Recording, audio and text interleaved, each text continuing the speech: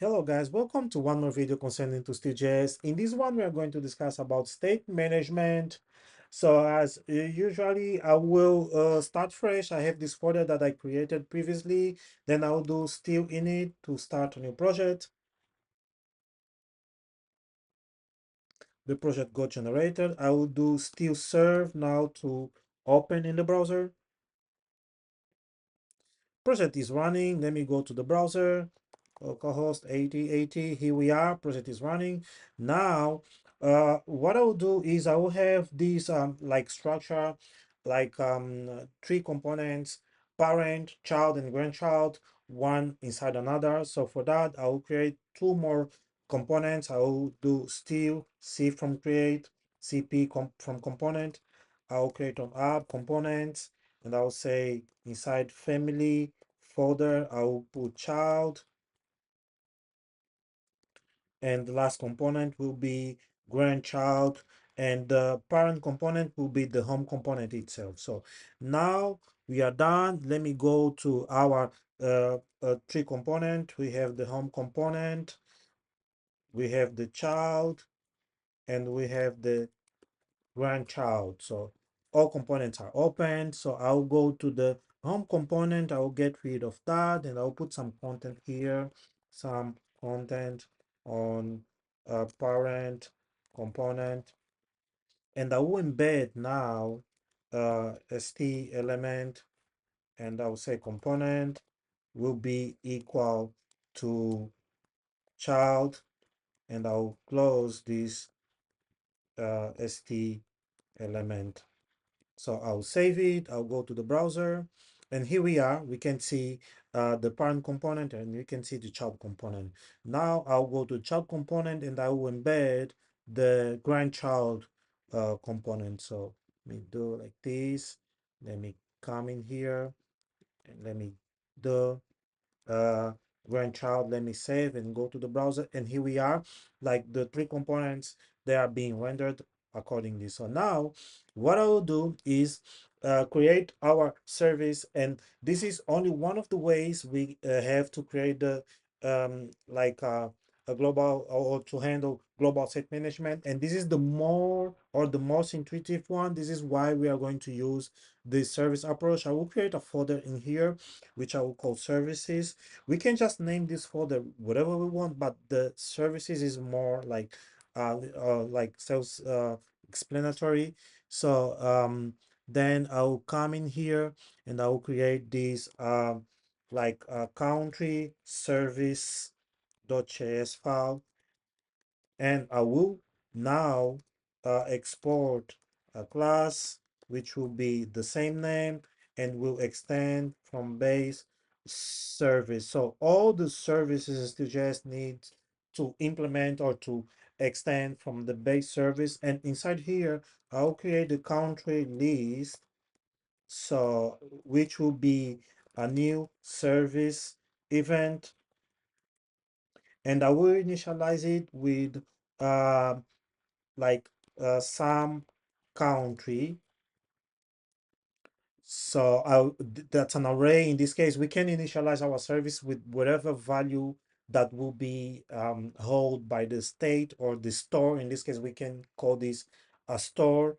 And in this case, this is going to be an array of countries. This is why, or a list of countries. This is why I'm starting like this. So, and now, like I will go and I will inject this service to every single component we have in our project. So for that, I will create this like a country service,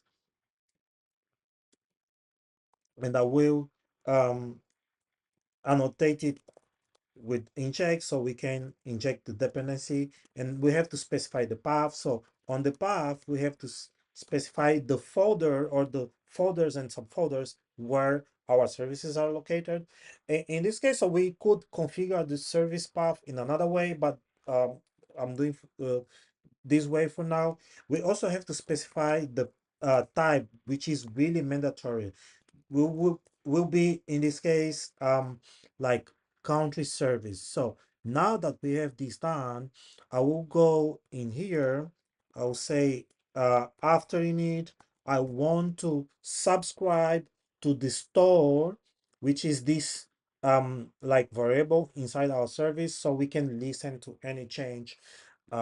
So for that, before we subscribe to the store itself, we need to verify if the service is available. So I would say service on, I mean, if the service is loaded, so I'll say unload. I want now to go to the country service itself, and we have this store, which is the country list, and I'll say on change, we will get the new value, and uh, I want to console log the value. So the country list was updated, and I will print the um, country list dot value. So this is on the home component. Now I will do the same for the other components that we have in the project.